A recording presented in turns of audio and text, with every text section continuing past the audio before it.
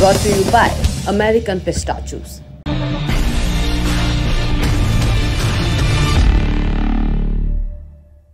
प्रधानमंत्री नरेंद्र मोदी अमेरिका के दौरे पर हैं। एक धड़ा प्रधानमंत्री के दौरे को ऐसे देख और दिखा रहा है कि मानो उनके वापस आते ही देश को सुपर पावर घोषित कर दिया जाएगा, यूएन सिक्योरिटी काउंसिल में वीटो मिल जाएगा। फिर दूसरा धड़ा है जो कह रहा है कि प्रधानमंत्री अपने घर को जलता छोड़कर गए। धड़ेबाजी से कोई समस्या नहीं है, लोकतंत्र है, लेकिन इन दोनों तरफ के बड़े बड़े दावों के बीच सत्य कहीं पीछे छूट जाता है। इसलिए आज की बड़ी खबर में हम आपको बताएंगे प्रधानमंत्री नरेंद्र मोदी के अमेरिका रहते क्या इवेंट हुए, क्या होने वाले हैं, दौरे का एजेंडा क्या है। इससे पहले वो 6 बार गए थे, पर ये पहली स्टेट विजिट है, तो स्टेट विजिट का न्योता इतना खास क्यों है। इससे पहले जब नरेंद्र मोदी यूएस गए तब क्या डील हुई थी, उस वक्त के राष्ट्रपतियों के साथ संबंध कैसे रहे, अमेरिका का इसमें क्या फ़ायदा है, बाइडेन इसे कैसे भुना रहे हैं, और एक ज़रूरी सवाल, क्या 2014 के बाद वाकई भारतवंशियों का विश्वास बढ़ा है, अमेरिका में उनकी पूछ बढ़ी है, पहुंच बढ़ी है, क्या प्रधानमंत्री नरेंद्र मोदी की छवि का उन भारतवंशियों के जो अमेरिका में रह रहे हैं जीवन पर कोई असर पड़ता है। ये सारे सवाल हैं जिनके जवाब तलाशने की कोशिश करेंगे। नमस्कार, सौरभ द्विवेदी नाम है हमारा और आप देखना शुरू कर चुके हैं लल्लन टॉप शो। आज 22 जून है। प्रधानमंत्री बीते रोज 21 जून को अमेरिका पहुंचे, ईस्ट कोस्ट के सबसे बड़े शहर न्यूयॉर्क। यहां वो यूनाइटेड नेशंस के हेडक्वार्टर में अंतर्राष्ट्रीय योग दिवस के कार्यक्रम में शामिल हुए। इस मौके पर क्या कहा वो सुनिए, फिर आज की बात। Friends, yoga comes from India and it is a very old tradition. But like all ancient Indian traditions, it is also living and dynamic. Yoga is free from copyright, free from patents, and free from royalty payments. Yoga is adaptable to your age, gender and fitness level. प्रधानमंत्री के साथ संयुक्त राष्ट्र महासभा के 77वें सत्र के अध्यक्ष सिसाबा कोरीसी, उप महासचिव अमीना मोहम्मद और न्यूयॉर्क शहर के मेयर एरिक एडम्स शामिल हुए। यूएन के कई और अधिकारी, राजनयिक और प्रमुख हस्तियां भी। कार्यक्रम से पहले ट्विटर के मालिक एलन मस्क से भी नरेंद्र मोदी मिले, जिन्होंने मीडिया से कहा कि वो भारतीय प्रधानमंत्री के मुरीद हैं। योग दिवस एक ऐसा कार्यक्रम है जो भारत की दुनिया भर में सॉफ्ट पावर को दिखाता है, और जब से इसे अंतर्राष्ट्रीय योग दिवस के तौर पर मान्यता मिली है तब से भारत की इस प्राच्य विद्या की पूछ और भी बढ़ गई है। आपकी अपनी राजनीति हो सकती है, लेकिन मेरी एक सलाह है बिना मांगी कि अपने राजनीतिक फेर में योग का विरोध ना करने लगे। बात आगे बढ़ाते हैं। न्यूयॉर्क में अलग अलग कार्यक्रमों में हिस्सा लेने के बाद आज प्रधानमंत्री नरेंद्र मोदी राजधानी वॉशिंगटन डीसी के लिए निकली। 22 जून की सुबह व्हाइट हाउस में उनका स्वागत किया गया। फिर प्रधानमंत्री मोदी और अमेरिकी राष्ट्रपति जो बाइडेन के बीच आर्थिक सहयोग और दूसरे मुद्दों पर चर्चा शुरू हुई। इस दौरान कई समझौतों पर दस्तखत भी हुए। इन सब के बारे में विस्तार से बता रहे हैं न्यूज रूम से हमारे साथी निखिल भाट। औपचारिक स्वागत के बाद में प्रधानमंत्री मोदी ने मोदी के नारों के बीच में व्हाइट हाउस में बोलना शुरू किया। सबसे पहले उन्होंने राष्ट्रपति बाइडेन और उनकी पत्नी जिल बाइडेन का अभिवादन किया और ये कहा कि जिस तरह का स्वागत उन्हें मिला है वो देश के 140 करोड़ भारतीयों और यूएस में रह रहे 40 लाख भारतवंशियों का भी सम्मान है। इसके बाद दोनों नेताओं ने ओवल ऑफिस में बैठकर बातचीत की। यही बातचीत नींव बनेगी इस दौर की जो द्विपक्षीय वार्ता हो रही है, जिसमें कई सारे महत्वपूर्ण समझौते होने वाले हैं उसकी। इससे पहले प्रधानमंत्री ने क्या कहा, आप खुद उनसे सुनिए। आज व्हाइट हाउस में शानदार स्वागत समारोह के एक प्रकार से ये भारत के 140 करोड़ देशवासियों का सम्मान है, 140 करोड़ देशवासियों का गौरव है। ये सम्मान अमेरिका में रहने वाले 4 मिलियन से अधिक भारतीय मूल के लोगों का भी सम्मान है। इस सम्मान के लिए मैं राष्ट्रपति बाइडेन और डॉक्टर जिल बाइडेन का उनके प्रति हृदय से बहुत बहुत आभार व्यक्त करता हूं। मुलाकातों के बाद प्रधानमंत्री मोदी अमेरिका की संसद यानी कांग्रेस के संयुक्त सत्र को संबोधित करेंगे। ये मौका उन्हें दूसरी बार मिला है। इससे पहले उन्होंने 2016 में कांग्रेस को संबोधित किया था। संबोधन के बाद राजकीय भोज होगा। अगर इन सब के बारे में आपको जानकारी चाहिए तो आपको अपनी रातों की नींद खराब करनी पड़ेगी, क्योंकि अमेरिका का जो वक्त है वो हमारे वक्त से 12-14 घंटे पीछे चलता है। इन सब के बाद आएगा 23 जून, अमेरिका का 23 जून। इस दिन वो उपराष्ट्रपति कमला हैरिस और विदेश मंत्री एंटनी ब्लिंकन के साथ लंच करेंगे। इसके बाद कॉरपोरेट जायंट्स के मालिकों से बातचीत का कार्यक्रम भी है, जिसमें भारत में बिजनेस और निवेश की संभावनाओं पर चर्चा हो सकती है। 23 जून की शाम PM Modi Ronald Reagan Center में भारतीय मूल के लोगों को संबोधित करेंगे और फिर यूएस यात्रा समाप्त होगी, क्योंकि 24 जून को उन्हें जाना है मिस्र, जिसे अंग्रेजी में कहते हैं इजिप्ट, उसके राजकीय दौरे पर। आपको याद होगा इस साल इजिप्ट के राष्ट्रपति अब्देल फतेह अल सीसी हमारे गणतंत्र दिवस 26 जनवरी की परेड में मुख्य अतिथि के तौर पर भारत आए थे और तब उन्होंने प्रधानमंत्री मोदी को मिस्र आने का न्योता दिया था। ये दौरा 2 दिनों का है। 25 जून को उनका विमान यानी प्रधानमंत्री मोदी का विमान भारत के लिए वापसी की उड़ान भरेगा। ये उनके दौरे का मोटामाटी ब्रीफ हो गया। अब आते हैं दूसरे मुद्दे पर, राजकीय दौरा। नरेंद्र मोदी इससे पहले 6 बार अमेरिका जा चुके, उन दौरों का ब्यौरा भी देंगे आपको। लेकिन पहले स्टेट विजिट को लेकर जो इतनी चर्चा हो रही है वो समझ लीजिए। ये सम्मान अमेरिका के गिने चुने सहयोगी देशों को मिलता है। इसमें मेहमान को प्रेसिडेंट के गेस्ट हाउस यानी कि ब्लेयर हाउस में रुकवाया जाता है। 21 तोपों की सलामी और राजकीय भोज जैसे तामझाम भी होते हैं। बाकी काम की बातें और मीटिंग्स वैसी ही हैं जो पर्सनल और ऑफिशियल विजिट में होती हैं। कम से कम हमारे वक्त की डिप्लोमेसी तो ऐसी नहीं है कि एक प्रधानमंत्री दूसरे के यहाँ चिल करने या छुट्टी मनाने चला जाए। जब से मॉडर्न नेशन स्टेट्स हैं तब से एक हेड ऑफ स्टेट दूसरे के यहाँ राजनयिक कारणों से ही जाते हैं। सतही तौर पर आप कह सकते हैं कि अगर ये विजिट यूएस ग्रांट कर रहा है तो ये उनके लिए ज़्यादा अहम है। जो बाइडेन ने अपने 29 महीने के कार्यकाल में सिर्फ 2 नेताओं को इससे पहले स्टेट विजिट पर बुलाया। नवंबर 2022 में फ्रांस के राष्ट्रपति इमैनुअल मैक्रों और अप्रैल 2023 में साउथ कोरिया के राष्ट्रपति योक सुन सोल को। फ्रांस नेटो और G7 जैसे संगठनों का मेंबर है, तो अमेरिका ने उसके साथ मिलकर दूसरा विश्व युद्ध भी लड़ा था और साउथ कोरिया उसकी स्थापना के समय से ही अमेरिका साथ दे रहा है। कई सैन्य अड्डे भी हैं। यानी इन दोनों ही देशों से जो स्टेट विजिट पर आए, जिनके राष्ट्राध्यक्ष अमेरिका के पुराने ताल्लुकात हैं, मित्रवत ताल्लुकात हैं, इसलिए इन नेताओं को स्टेट विजिट पर बुलाना सबकी समझ में आया। लेकिन भारत का मामला अब अलग हो चुका है। भारत जिसको लेकर कभी अमेरिका में क्या छवि थी, अनाज की मांग को ठुकराने वाला था अमेरिका, इंदिरा गांधी को भद्दी गालियां देने वाला था अमेरिका, भारत के खिलाफ अपनी नौसेना भेजने वाला था अमेरिका, न्यूक्लियर टेस्ट के बाद हम पर आर्थिक प्रतिबंध लगाने वाला था अमेरिका। लेकिन अब वही अमेरिका भारत के प्रधानमंत्री के लिए रेड कारपेट क्यों बिछा रहा है? उनकी अपनी डोमेस्टिक पॉलिटिक्स है, भारतवंशियों का दखल है, भारत का अपना बढ़ता प्रभुत्व है, चीन के मुकाबले भारत की जियो स्ट्रेटेजिक पोजीशन है, या इन सब का एक मिला जुला संगम है। इसमें भारत की अर्थव्यवस्था और सॉफ्ट पावर का भी महत्व है। ये सारे सवाल हैं। इन सवालों के जवाब में सिटी कॉलेज ऑफ न्यूयॉर्क में एमिरेट्स प्रोफेसर राजन मेनन, उनका एक लेख गौर करने लायक है। जुलाई 2022 में न्यूयॉर्क टाइम्स में छपे इस लेख में राजन मेनन ने लिखा था, 1947 में आज़ादी मिलने के दशकों बाद तक अमेरिकी लोग भारत को गंदगी और अकाल का देश मानते रहे। उन्हें लगता रहा कि भारत की विदेश नीति सोवियत संघ से दोस्ती के आधार पर तय होती है। लेकिन पिछले 10 बरस में ये छवि बदली है। अमेरिका का सत्ता प्रतिष्ठान भारत को उभरती हुई शक्ति के तौर पर देखता है। वो उसे ताकतवर हो रहे चीन के खिलाफ एक ज़रूरी सहयोगी और ट्रेड और इन्वेस्टमेंट पार्टनर भी मानने लगा है। यानी सूरत बदली है। लेकिन ये क्या सिर्फ एक यात्रा से बदल गई, एक प्रधानमंत्री के कार्यकाल से बदल गई? इन सब के बारे में जानने के लिए सबसे पहले हम मौजूदा प्रधानमंत्री नरेंद्र मोदी के 9 साल के कार्यकाल और उस कार्यकाल के दौरान भारत और अमेरिका के संबंधों के बारे में जान लेते हैं। इस कार्यकाल में मोदी पहले भी 7 बार अमेरिकी यात्रा पर जा चुके हैं। एक नज़र उनकी यात्राओं पर डालते हैं, फिर आगे की बात। पहला दौरा बहुत महत्वपूर्ण था। क्यों महत्वपूर्ण था? सितंबर 2014 का ये दौरा, न्यूयॉर्क का ये दौरा, संयुक्त राष्ट्र महासभा की बैठक में शामिल होने के लिए किया गया ये दौरा। ये महत्वपूर्ण इसलिए था क्योंकि बतौर गुजरात के मुख्यमंत्री नरेंद्र मोदी को अमेरिका का वीज़ा नहीं मिला था।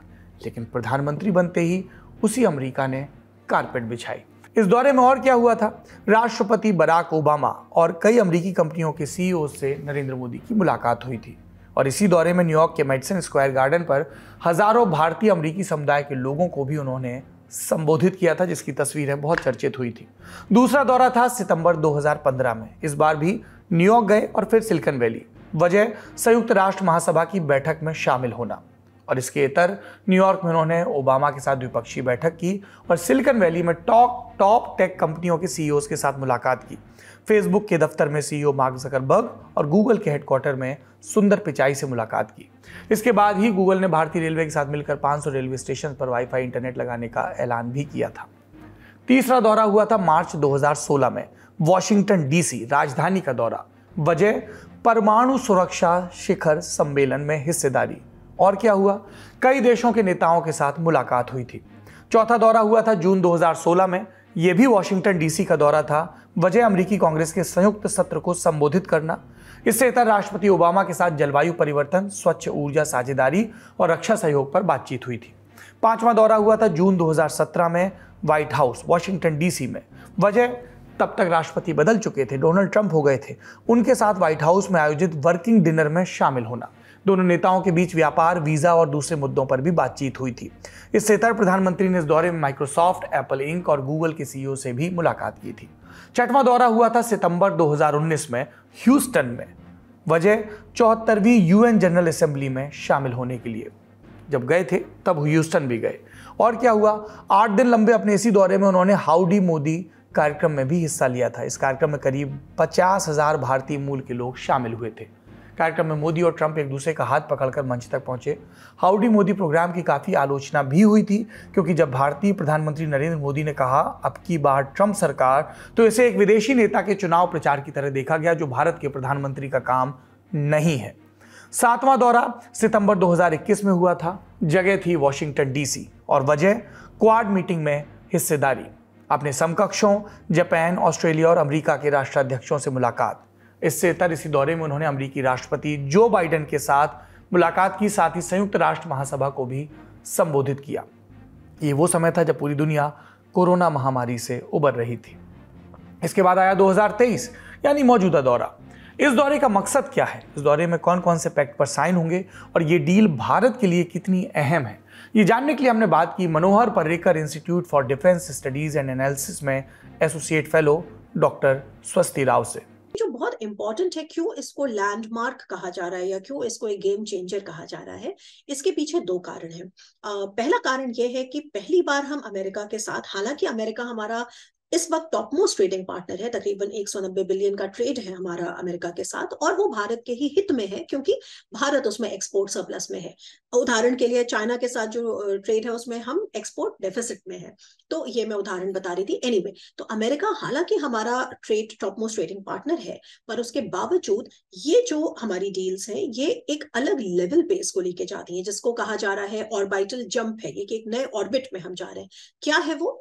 देखिए, पहली बार ऐसा हो रहा है कि अमेरिका के साथ हम वेपन्स के डोमेन में, डिफेंस के जो प्रोक्योरमेंट होता है उसके डोमेन में हम पहली बार बायर सेलर रिलेशनशिप, खरीदने बेचने, खरीद फरोख्त के जो एक आम जो तरीके होते हैं उनसे नेक्स्ट लेवल पे ले जाके हम जॉइंट प्रोडक्शन के रेल में उतर रहे हैं।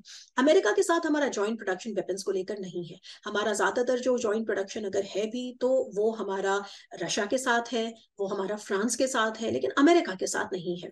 तो अमेरिका के साथ ये पहली बार हो रहा है और इसका जो द्योतक है, ये बड़ी महत्वपूर्ण डील है जो जीई, जनरल इलेक्ट्रॉनिक्स और हिंदुस्तान एरोनॉटिक्स लिमिटेड के बीच में जो 414 इंजन को लेकर है। और ये इसलिए इंपॉर्टेंट है क्योंकि अगर ये डील इस तरह से होती है और ये ट्रांसफर ऑफ टेक्नोलॉजी के साथ हो रही है, इंडिया में प्रोड्यूस होगा, मेक इन इंडिया के हिसाब से होगा, तो ये जो चीज है ना केवल हिंदुस्तान में उससे एक वैल्यू एडिशन होगा, बल्कि सबसे इंपॉर्टेंट बात यह है कि पहली बार ऐसा होगा कि अमेरिका से हमारे को एक डिसेंट टेक्नोलॉजी ऑफ ट्रांसफर के साथ एक बड़ी वेपन्स की या डिफेंस जो कोऑपरेशन की जो हमें डील है वो होगी। ये अभी हमने अपने एविएटर्स के लिए ली है, एविएटर इंजन के लिए करी है, लेकिन बाद में प्लान से कि हम इनको अपने नेवल एसेट्स की तरफ भी ले जाएंगे, तो ये आने वाले कई दशकों तक भारत के लिए बहुत इंपॉर्टेंट साबित होगी। ये है पहली चीज, और ऐसा पहले कभी नहीं हुआ है। इसके पहले जो भी हमें टीओटी के नाम पे मिलता था उसको लोग क्रिटिसाइज करते थे कि वो सिर्फ नट बोल्ट दे देते हैं लेकिन टेक्नोलॉजी नहीं देते। तो 100% टेक्नोलॉजी ऑफ ट्रांसफर तो देखिए कभी भी नहीं होगा, वो हमें कोई नहीं देता। ये बहुत बड़ी गलत फहमी है कि रूस हमें 100% टेक्नोलॉजी देता है, ऐसा भी नहीं है।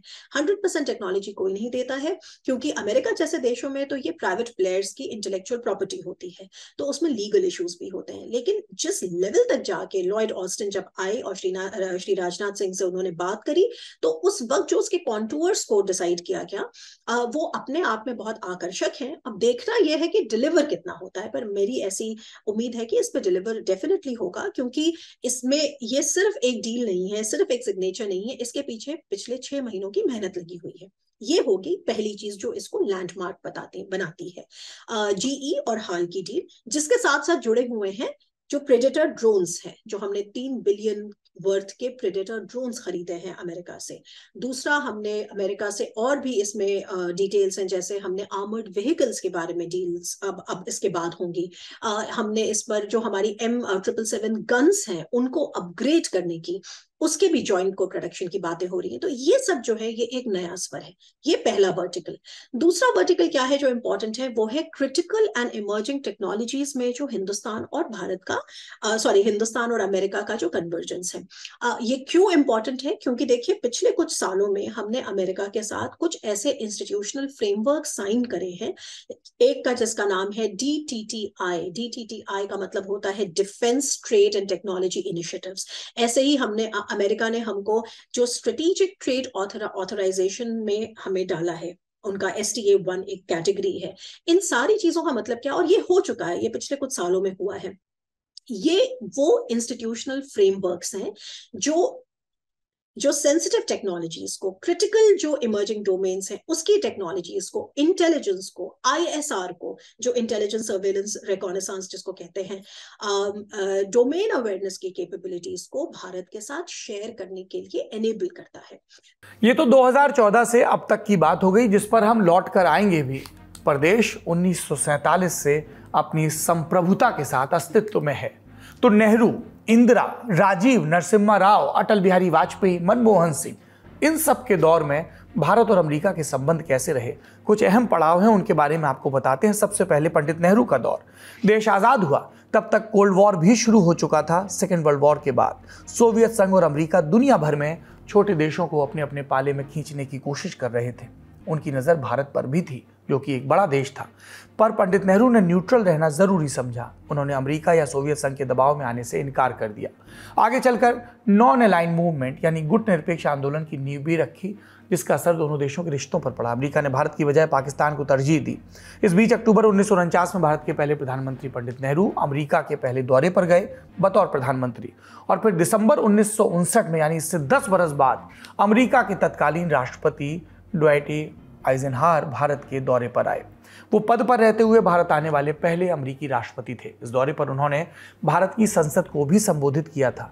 यानी संबंध ट्रू एंड फ्रो होते रहे, आगे पीछे होते रहे। इन संबंधों में एक दोस्ताना मोड़ तब आया जब चीन ने हमारे खिलाफ आक्रामक रुख अपनाया 1962 में।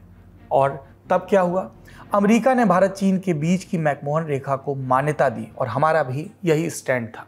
दूसरा बड़ा दौर आता है इंदिरा गांधी के समय, और उसमें भी एक अहम बिंदु था 1971 का, जब पूर्वी पाकिस्तान में पाकिस्तान की सेना ने नरसंहार शुरू किया। भारत ने इसका विरोध किया क्योंकि पूर्वी पाकिस्तान से बड़े पैमाने पर शरणार्थी सीमा पार करके हमारे देश में आ रहे थे। तत्कालीन प्रधानमंत्री इंदिरा गांधी ने तब पूरी दुनिया में घूम घूम कर पाकिस्तान के खिलाफ समर्थन जुटाया, लेकिन अमेरिका ने पाकिस्तान को रोकने की कोशिश नहीं की।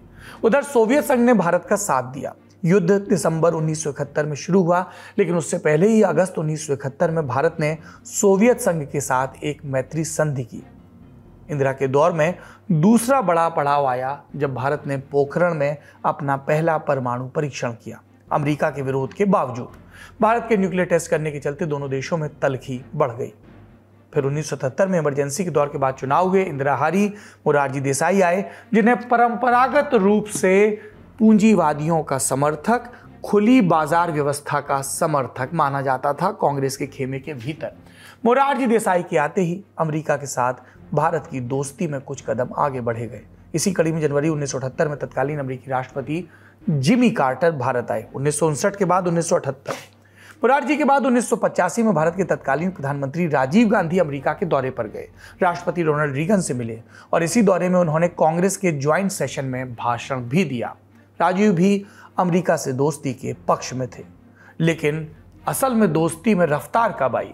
1991 के दौर में दो बड़ी घटनाएं हुई। भारत का बाजार खुला और सोवियत संघ टूटा, यानी वर्ल्ड ऑर्डर में अमेरिका तब इकलौती सुपर पावर बन गया।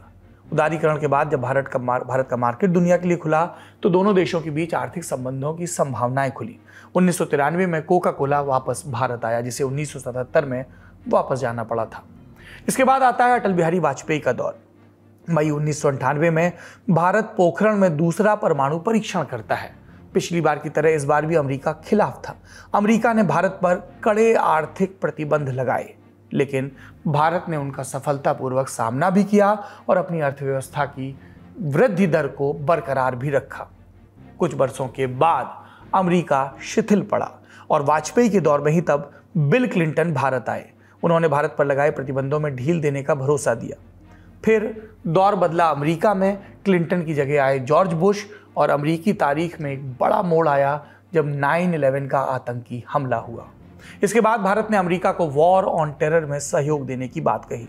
जॉर्ज बुश की सरकार और इस सरकार ने तब भारत पर लगाए आर्थिक प्रतिबंधों में और ढील दी। यानी अटल बिहारी वाजपेयी और जॉर्ज बुश के ज़माने में भारत और अमेरिकी संबंध असल में सामरिक स्तर पर मजबूत होने शुरू हुए और इन संबंधों को और आगे बढ़ाया 2004 के बाद प्रधानमंत्री मनमोहन सिंह ने। जुलाई 2005 में भारत और अमेरिका के बीच न्यूक्लियर डील का मसौदा तैयार हुआ। इसके तहत भारत ने सिविल और मिलिट्री न्यूक्लियर फैसिलिटीज़ को अलग करने पर सहमति दी। सिविल फैसिलिटीज़ को IAEA की निगरानी में रख दिया गया। अमेरिकी संसद ने अक्टूबर 2008 में इस पर मुहर लगा दी। मनमोहन सिंह यहाँ अपनी सरकार के अस्तित्व को खतरे में डालकर भी अमेरिका के साथ इस डील को आगे बढ़ाते नजर आए। लेफ्ट फ्रंट विरोध करता रहा, लेकिन बात आगे बढ़ी, संबंध प्रगाढ़ हुए। और यहाँ पे आप एक चीज़ पर गौर करिएगा, हम देश में होते हैं, राजनीति की बाइनरी पर बात करते हैं, ये भाजपाई है, ये कांग्रेसी है, इसकी नीति ये है, उसकी नीति वो है। लेकिन विदेश नीति के बारे में ये माना जाता है कि दलगत मतभेद ज़्यादा काम नहीं करते हैं और नेशनल इंटरेस्ट को आगे रख के कई पॉलिसीज़ को कंटिन्यूटी में आगे बढ़ाया जाता है और जो मुमकिन नहीं होती हैं उनको ख़त्म कर दिया जाता है बिना शोर शराबे के। इसीलिए आप देखिए, जो दोस्ती अटल बिहारी के दौर में शुरू हुई उसे मनमोहन सिंह ने आगे बढ़ाया। यहाँ से भारत और अमेरिका के संबंध प्रगाढ़ हुए। नवंबर 2008 में जब मुंबई में आतंकी हमला हुआ तब मारे गए 166 नागरिकों में से 6 अमेरिका के भी थे और तब इस हमले की जांच में दोनों देशों ने साथ मिलकर काम किया। 2009 की जनवरी में बराक ओबामा अमेरिका के पहले अश्वेत राष्ट्रपति बने और तब उन्होंने तत्कालीन PM मनमोहन सिंह को स्टेट विजिट पर आने का न्योता दिया। जी, नरेंद्र मोदी से पहले मनमोहन सिंह को भी अमेरिका में स्टेट विजिट का आमंत्रण भी मिला और वो गए भी। हालांकि इस दौरे में मनमोहन सिंह के कोई बड़ा फैसला भारत और अमेरिकी सामरिक संबंधों के या व्यापारिक संबंधों के हिसाब से नहीं किया जा सका। बातें, मुलाकातें चलती रहीं और फिर आ गया बरस 2014 का, जिसके बारे में हम ब्यौरा आपको पहले ही दे चुके हैं। और अब क्या तारीख है? अब जून 2023 है। प्रधानमंत्री मोदी स्टेट विजिट पर हैं, तीसरे भारतीय नेता जिन्हें यह सम्मान मिला। 1963 में तत्कालीन राष्ट्रपति डॉक्टर सर्वपल्ली राधाकृष्णन, 2009 में तत्कालीन प्रधानमंत्री डॉक्टर मनमोहन सिंह और अब प्रधानमंत्री नरेंद्र मोदी। पिछले 76 वर्ष में भारत और अमेरिका के संबंध बहुत बदले हैं। तब सवाल ये है कि क्या दोनों देशों का रिश्ता अब अपने सबसे मजबूत दौर में है? ये सवाल लेकर हम गए Kalinga institute of Indo Pacific studies के फाउंडर और JNU के रिटायर्ड प्रोफेसर चिंतामणि महापात्रा के पास। भारत जब स्वाधीन हो गई 1947 में, तब से लेके आज तक भारत और अमेरिका का संबंध में काफी उतार चढ़ाव रहा है। मगर शीत युद्ध के दौरान जिस तरह का उतार चढ़ाव रहा था, 21st सेंचुरी से भारत और अमेरिका का संबंध में काफी एक पॉजिटिव डायरेक्शन में रिलेशनशिप आगे बढ़ रहा है। और शीत युद्ध के दौरान दोनों देशों में दरार आना काफी स्वाभाविक था, क्योंकि भारत एक नया देश बना था, स्वाधीन हुआ था 200 साल का ब्रिटिश रूल के बाद, और अमेरिका एक सुपर पावर था।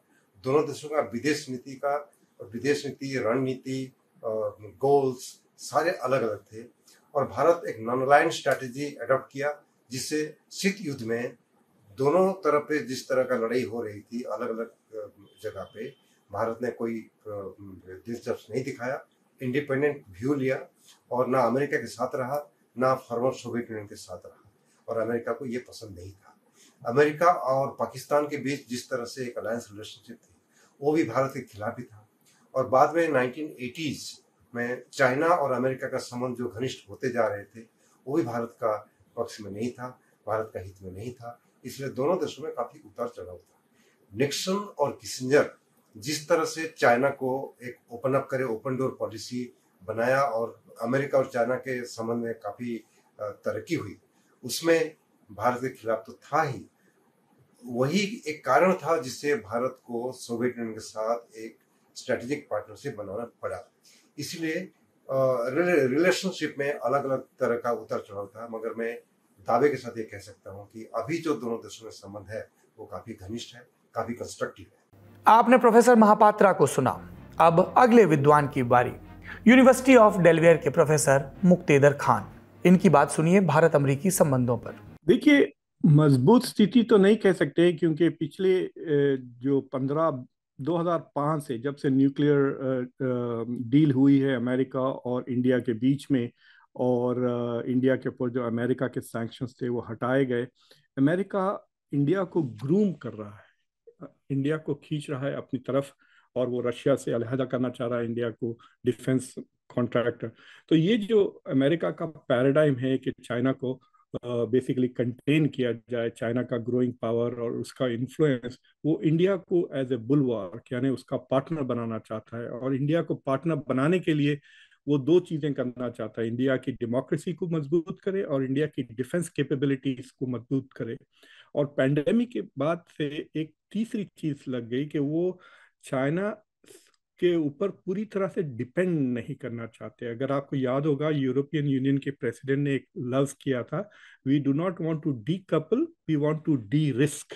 यानी वो पूरी तरह से चाइना से अलहदा नहीं होना चाह रहे, लेकिन जो कहते हैं ना कि all eggs in one basket नहीं रखना चाह रहे। तो वो चाह रहे कि इंडिया ऑल्सो बिकम्स एक alternative manufacturing site supply chain में, ताकि चाइना पे खाली डिपेंड ना करे।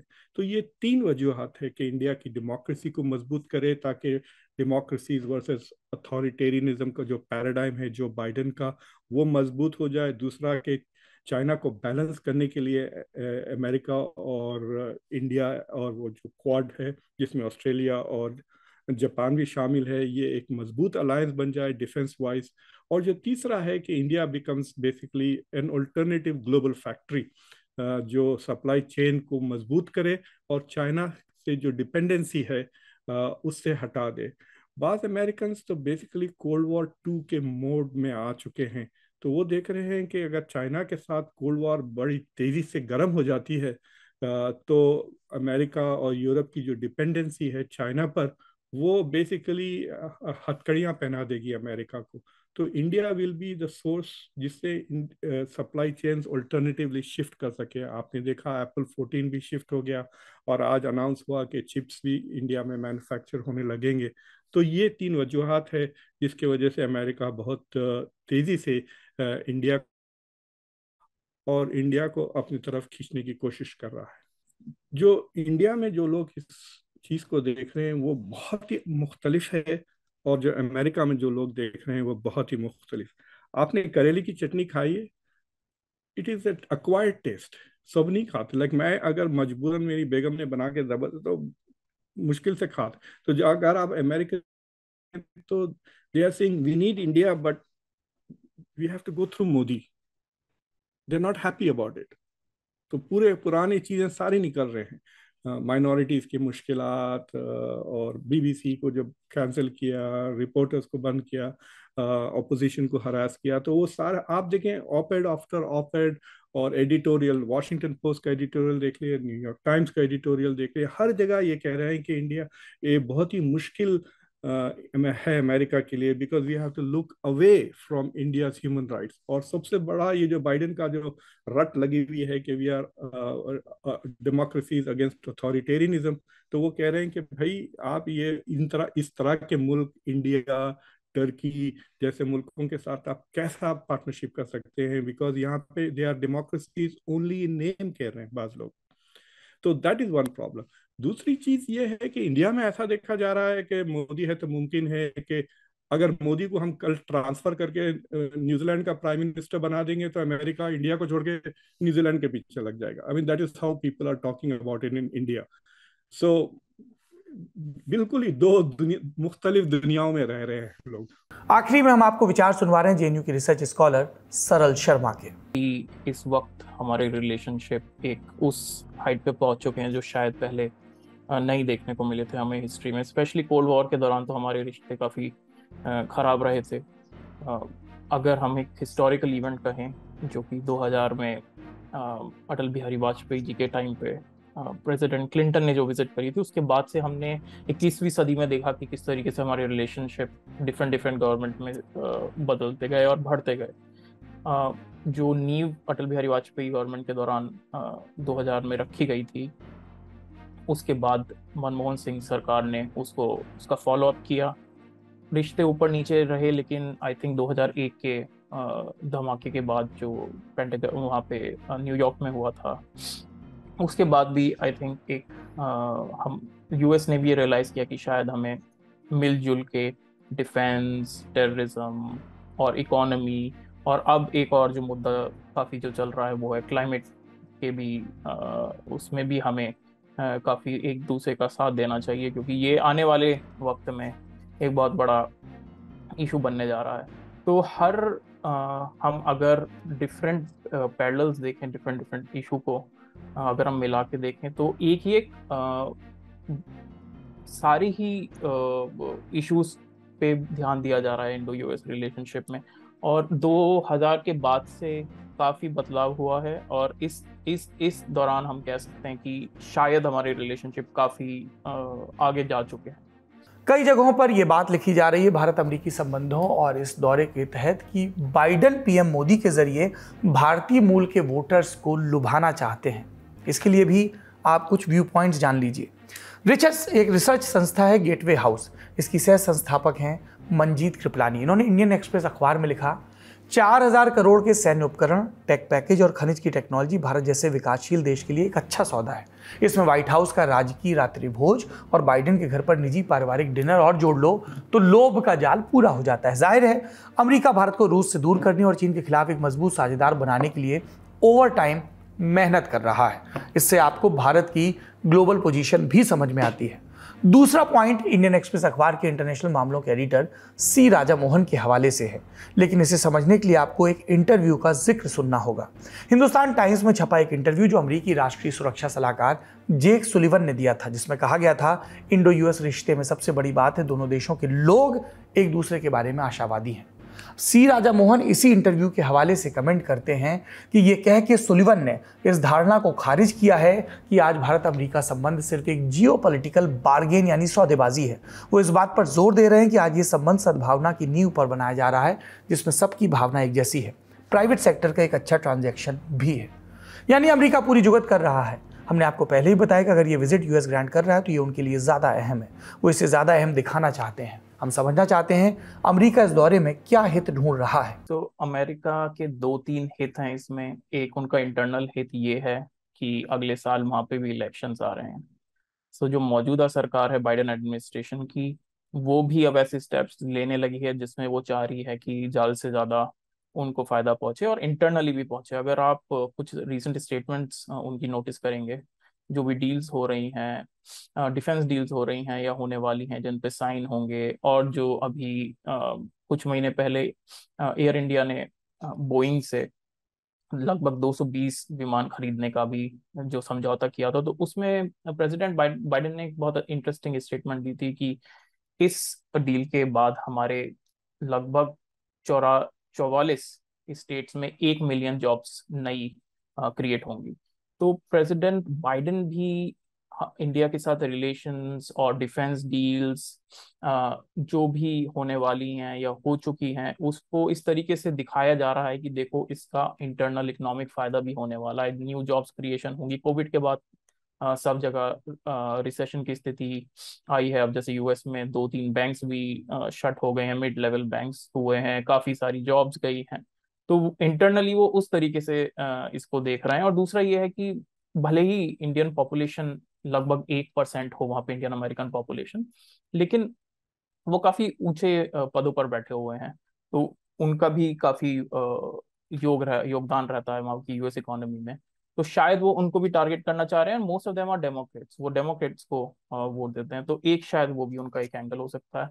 दूसरा उसमें अगर आप एक्सटर्नल रिलेशंस के उसमें देखना चाहें तो चाइना एक बहुत बड़ा फैक्टर है हमारे लिए भी और यूएस के लिए भी। तो इंडिया के साथ जितने ज्यादा वो रिलेशंस अपने मजबूत करेंगे उतना ज्यादा एक सॉर्ट ऑफ लाइक एक उनको पार्टनर मिल गया है इस रीजन में, एशिया में, जिसपे वो शायद रिलाई कर पाएंगे फ्यूचर में अगर कुछ कंफ्लिक्ट की स्थिति बनती है। और इंडिया एक न्यूक्लियर पावर है, और इंटरेस्टिंगली यूएस भी एक स्पेस उसको दिख रहा है आफ्टर यूक्रेन और रशिया की लड़ाई के बाद, जो लास्ट ईयर स्टार्ट हुई थी, उसके बाद उन्हें भी एक स्पेस दिख रहा है कि रशिया की जो है स्थिति काफी डामाडोल हो गई है। वो इतना डिफेंस इक्विपमेंट और मिलिट्री इक्विपमेंट इंडिया को शायद ना ट्रांसफर कर पाए। तो वहां पे भी एक स्पेस उनको दिख रहा है जिसमें वो इंडिया को इनवाइट कर सकते हैं कि देखिए ये मौजूदा स्थिति और आने वाले वक्त में आपको इसकी जरूरत पड़ेगी। पिछले बार जब वो गए थे और इंडो अमेरिकन कम्युनिटी को एक बड़ा सा एक स्टेडियम में एड्रेस किए थे, वहाँ प्रेसिडेंट डोनाल्ड ट्रंप भी मौजूद थे और उसी टाइम भी एक इलेक्शन का समय था। और प्रधानमंत्री मोदी ने जब वहाँ पहुंचे और इंडियन कम्युनिटी को एड्रेस किया, सब लोगों का ये कहना था कि अभी ये डोनाल्ड ट्रंप का नेक्स्ट प्रेसिडेंसी का एक एंडोर्समेंट है। और ये भी कह रहे थे कि जैसे इंडिया में एक नारा था अब की बार मोदी सरकार, उस टाइम में लोग कहने लगे अब की बार ट्रंप सरकार, मगर ट्रंप सरकार नहीं बनी, डोनाल्ड ट्रंप ने हार गए। तो अभी ये कहना कि मोदी जा रहे हैं और बाइडेन ने मोदी के साथ दोस्ती इसलिए करना चाहते हैं कि 2024 में जो इलेक्शन होगा सारे इंडियन अमेरिकन जाके बाइडेन को वोट देंगे, ये गलत होगा। बाइडेन जीत भी सकते हैं, हार भी सकते हैं, मगर इंडियन और अमेरिकन रिलेशनशिप में अगर दरार आ जाए, चाहे कोई भी प्रेसिडेंट हो या अपोजिशन लीडर हो, उसमें ये देखना है कि इलेक्शन में एक प्रभाव जरूर पड़ेगा। अभी बाइडेन प्रेसिडेंट है, फिर दोबारा इलेक्शन लड़ रहे हैं और अमेरिका इंडिया संबंध में काफी दरार आ गया है। शायद इंडियन अमेरिकन कम्युनिटी बाइडेन को ज्यादा वोट ना दे। सो मैं ये कहना चाहूंगा कि इसका प्रभाव थोड़ा बहुत है मगर ज्यादा नहीं है। अमेरिकन जनता जिस ढंग से वोट करेंगे उसका मुद्दे ही कुछ अलग है, मोस्टली डोमेस्टिक पॉलिटिक्स है, तो इसको एक राजनीतिक ढंग से देखना सही नहीं होगा। अब एक और सवाल जो हमें इस पूरी बहस से गायब दिखा, इंडो अमेरिकन कम्युनिटी। भारतीय मूल के कई लोग अमेरिका में अहम पदों पर हैं, उन्होंने अमेरिका की तरक्की में बड़ा योगदान दिया है। क्या प्रधानमंत्री मोदी की स्टेट विजिट से इंडो अमेरिकन कम्युनिटी पर भी कोई असर पड़ेगा? क्या उनको लेकर अमेरिकी सरकार की नीतियों में कोई बदलाव देखने को मिलेगा? परसेप्शन, छवि में कोई बदलाव दिखेगा? इस सवाल के लिए हमने अपने कई अमेरिकी दोस्तों को फोन खड़काया कि क्या 2014 के बाद वाकई भारतवंशियों का वजन बढ़ा है, विश्वास बढ़ा है? क्या प्रधानमंत्री के इन दौरों का और वहां पर दिए भाषणों का, पैक्ट का उनके जीवन पर कोई असर पड़ता है? जिन्होंने जवाब दिया उनको सुनिए। मैं ये कहना चाहती हूँ कि मैंने अपने 10 साल में यहाँ पर ये देखा है कि गवर्नमेंट की तरफ से बहुत प्रयास और बहुत एफर्ट्स होते हैं फंडिंग के लिए। यहाँ पर जो बायोमेडिकल एकेडमिक लैब्स हैं और जो बायोटेक कंपनीज हैं, तो बॉस्टन जैसा जो शहर है उधर एकेडमिक लैब्स और बायोटेक कंपनीज में बहुत ज़्यादा कोलैबोरेशन होता है, बहुत ज़्यादा छोटे छोटे स्टार्टअप्स फंड्स होते हैं बायोटेक के लिए। तो यहाँ पर जो इनोवेशन और जिस लेवल का रिसर्च, बायोमेडिकल रिसर्च हो रहा है, वो बहुत ही आगे स्तर पर है। मैं ये चाहती हूँ कि हमारी इंडियन गवर्नमेंट ऐसे प्रयास इंडिया में भी करे, ज़्यादा फंड्स एलोकेट करे, ताकि इंडिया में भी बहुत ज़्यादा आगे लेवल पर इनोवेशन हो बायोमेडिकल फील्ड में और इंटरनेशनल कोलैबोरेशन हो। तो मोदी जी को यूएस प्रेसिडेंट बाइडेन से इस बारे में बात करनी चाहिए कि कैसे स्ट्रैटेजिकली इंडिया और यूएस में कोलैबोरेशन हो पाए ताकि बायोमेडिकल फील्ड इंडिया में आगे बढ़े, प्रोग्रेस करे। प्रवासी भारतीयों में यहाँ मूल 2 मुद्दे हैं। पहला वीजा अपॉइंटमेंट की डेट और दूसरा ग्रीन कार्ड का डिले जो कि भारतीय नागरिकों को होता है। तो मैं इस विस्तार से इसके बारे में आपको बताता हूँ। वीजाज यहाँ पे जितने भी भारतीय आते हैं इंडिया से, जो इंडियन सिटीजन्स होते हैं, वो 2 तरीके के वीजा पे आते हैं। एक स्टूडेंट वीजा होता है और एक वर्क वीजा होता है। कई लोग जो पढ़ाई करने आते हैं वो स्टूडेंट वीजा पे आते हैं। भारत में जितनी भी यूएस एम्बेसी में काउंसुलेट्स हैं वहां पे वीजा डेट मिलने में बहुत दिक्कतें हो रही हैं, क्योंकि स्टाफ कम है और भारत के स्टूडेंट्स बहुत ज्यादा हैं, बहुत एप्लीकेंट्स हैं। उसकी वजह से कई स्टूडेंट्स का एकेडमिक ईयर का जो ज्वाइनिंग डेट होता है वो मिस हो जाता है, उन्हें 1 साल विलम्ब हो जाता है ज्वाइन करने में। तो ये बहुत बड़ी समस्या है। दूसरी समस्या है जो दूसरे तरीके के वर्क वीजा पे लोग हैं, जैसे मैं हूँ, H1B वीजा बोलते हैं उन्हें। उनको जब उनका वीजा एक्सपायर हो जाता है तो वो इंडिया नहीं जा सकते जब तक उनको वीजा की डेट ना मिल जाए रिन्यू होने की। अगर डेट नहीं मिलेगी तो आप ट्रैवल नहीं कर सकते यूएस के बाहर। इस वजह से कई लोगों को कोई इमरजेंसी आ गई वापस देश में तो वो लोग ट्रैवल नहीं कर सकते और बहुत बड़ी दिक्कत है। पिछले 3-4 सालों में, 5 सालों में बहुत बढ़ गई। तो मेरा ये कहना है कि ये मुद्दा बहुत ही इम्पोर्टेंट है और मोदी जी को ये यूएस गवर्नमेंट से ये मुद्दा बाइडेन से उठाना चाहिए। दूसरा बड़ा मुद्दा जो है ग्रीन कार्ड का डिले। तो यहाँ पे जो यूएस इमिग्रेशन पॉलिसी है उसमें हर कंट्री का, हर नागरिकता का एक कैप सेट है, एक लिमिट सेट है।